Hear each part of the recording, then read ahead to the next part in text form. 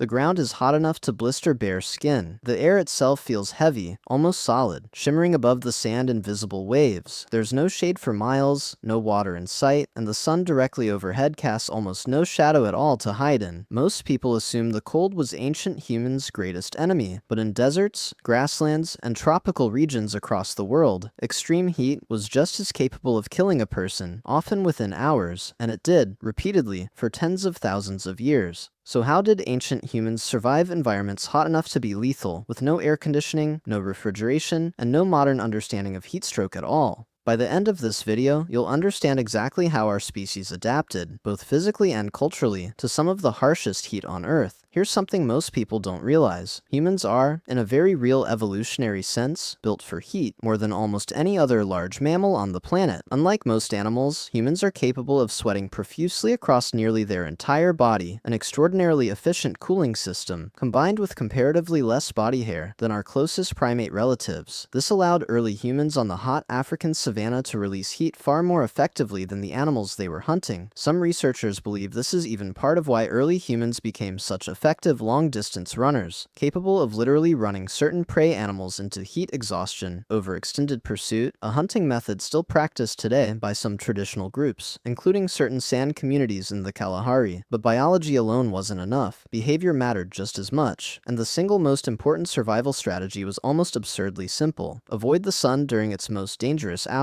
Across nearly every documented heat-adapted culture, from ancient Egyptian and Mesopotamian populations to indigenous groups across Australia and the Americas, daily activity was carefully structured around the sun's position. Physically demanding work, hunting, gathering, farming, building was concentrated into the early morning and late afternoon, while the hottest midday hours were reserved for rest, shade, and minimal movement. This pattern shows up so consistently across unrelated cultures worldwide that many researchers consider it one of the most universal human adaptations to hot climates, essentially an instinctive, culturally reinforced siesta practiced long before that specific word existed. Clothing presents a genuine paradox that surprises a lot of people. Logic might suggest wearing as little as possible in extreme heat, but many of history's most heat-adapted cultures did the opposite, covering the body in loose, breathable fabric. Traditional desert clothing worn by groups like the Tuareg of the Sahara and Bedouin communities across the Middle East uses loose, flowing robes specifically because they create a layer of shaded, slightly cooler air directly against the skin while still allowing airflow and sweat evaporation underneath. It's the opposite of insulation. It's portable shade, worn directly on the body.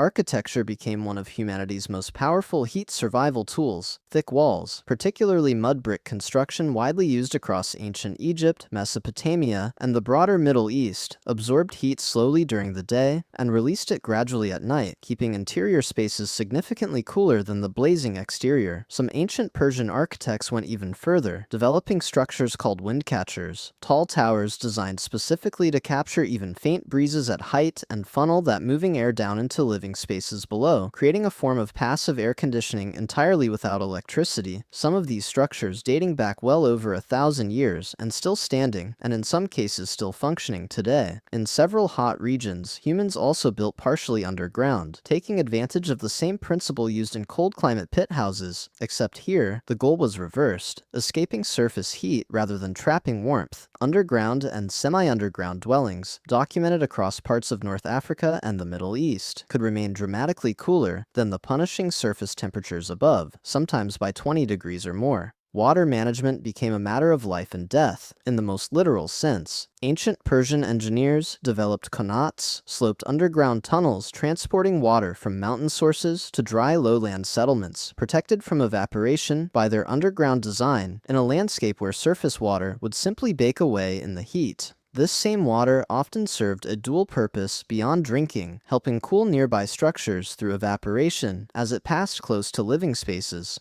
Travel itself adapted to the heat as well. Desert caravans crossing the Sahara and the Arabian Peninsula frequently traveled overnight, under moonlight and starlight, resting through the punishing daytime hours instead, a practice that dramatically reduced both water loss and the very real risk of fatal heat stroke during extended journeys across open desert. Diet and salt intake mattered more than most people realized too. Heavy sweating doesn't just cost the body water, it costs essential salt and electrolytes, and prolonged loss without replacement can be dangerous on its own. Many desert and hot climate cultures developed diets and food preservation techniques, salted and dried meats in particular, that happened to help replenish exactly what extreme heat was constantly stripping away, likely refined through generations of simple trial and observation rather than any understanding of the underlying biology. Indigenous Australian communities, adapting to some of the hottest, driest inhabited environments on Earth, developed extraordinarily precise traditional knowledge of water sources, specific plants, and soil conditions reliably indicating underground water, knowledge passed down and refined across an enormous span of time, allowing survival in conditions that would kill an unprepared outsider within a single day. Despite all of this accumulated knowledge, the risk never fully disappeared. Heatstroke and severe dehydration remained genuine, ongoing dangers throughout ancient history, and death from extreme heat exposure appears across historical records from multiple hot climate civilizations, a sobering reminder that even the most sophisticated cultural adaptations couldn't completely eliminate the danger, only manage and reduce it. So surviving extreme heat was never about brute toughness alone. It was a careful combination of evolved biology, precisely timed daily rhythms, clothing engineered to create portable shade, architecture built to passively cool itself, underground water systems protected from evaporation, and generations of hard-won knowledge about exactly where water could be found in landscapes that seem to have none at all. So the next time you step into air conditioning without a second thought, remember what that same relief used to require: a windcatcher tower funneling a faint breeze down into a mud brick home, a loose robe creating shade against your own skin, and a caravan moving silently by moonlight to outrun a sun that could genuinely kill. If this changed how you think about beating the heat, that's the whole point of this channel. Subscribe if you want more of these, and let me know in the comments, could you have survived in a desert climate like this?